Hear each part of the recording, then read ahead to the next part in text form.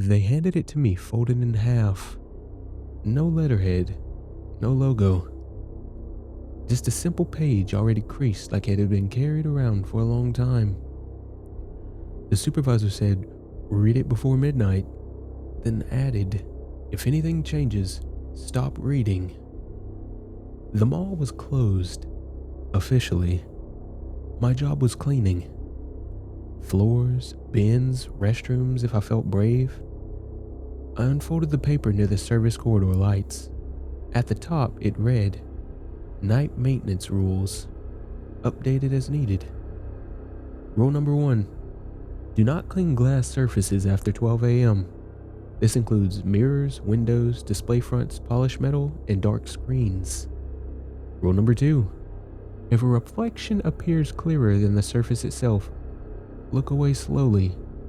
Do not confirm what you saw. Rule number 3, if you see yourself in a reflection you are not facing, leave the area. Do not turn around. Rule number 4, footsteps that match your pace are not yours. Stop walking, count to 10. Rule number 5, if a reflection begins to follow instead of mirror you, break line of sight. Corners work, doors do not. Rule number 6, do not wave at reflections, even as a joke. Rule number 7, if a reflection blinks when you have not, close one eye. If it closes the other, exit immediately. Rule number 8, some exits will look cleaner than others. Those are not for you. Rule number 9, if you find personal items near an exit that do not belong to you, leave them, especially keys.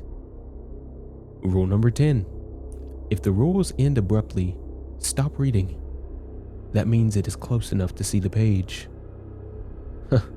I laughed quietly and folded the paper. Later, I found keys by an exit. I left them. Near the food court, one glass door was spotless. No smears, no fingerprints. My reflection didn't move when I did. I pulled the paper back out. There was a new rule at the bottom. Different handwriting. Pressed hard. Rule number 11. If you think something is standing directly behind you, do not check the glass. It already knows you can see it. I didn't finish my shift. The rule sheet was gone the next night. The glass by the exit is still clean. And I never let my reflection stand still anymore.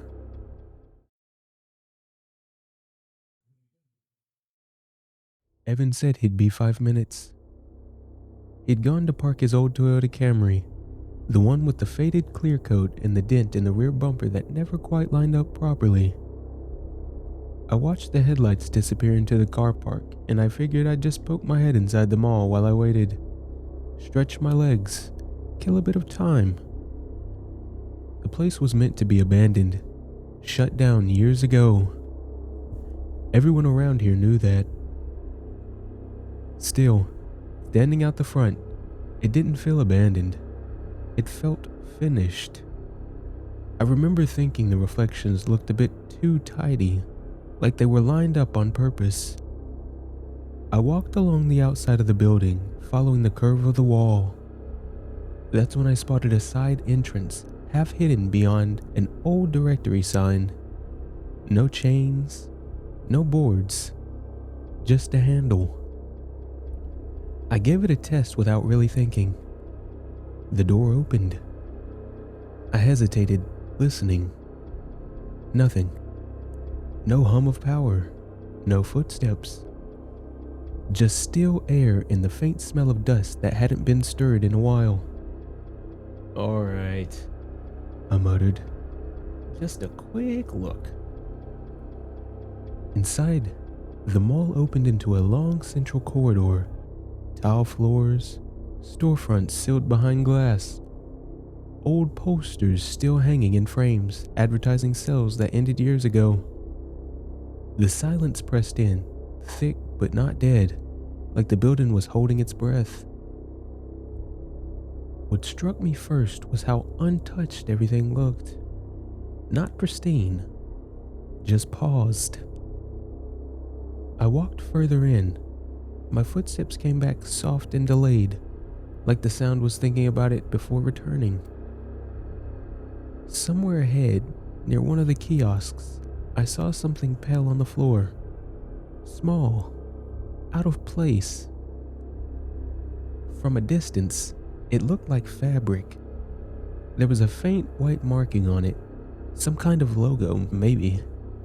Hard to tell. I didn't move closer. I don't know why, but my stomach tightened, like I'd walked in on something private. Then it shifted. Not slid, not rolled, it was pulled. Just a few centimeters, slow and deliberate, as if someone had gently tugged it out of sight. I stared at the empty spot. Yeah, I said quietly. nah, that's probably enough for today. That's when I remembered Evan.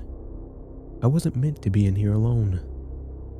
I turned back the way I'd come, already planning to head outside and see if he'd parked yet. The corridor didn't look the same. The entrance felt further away. Same stores, same benches, same smell of pretzels and floor cleaner. But the doors weren't there.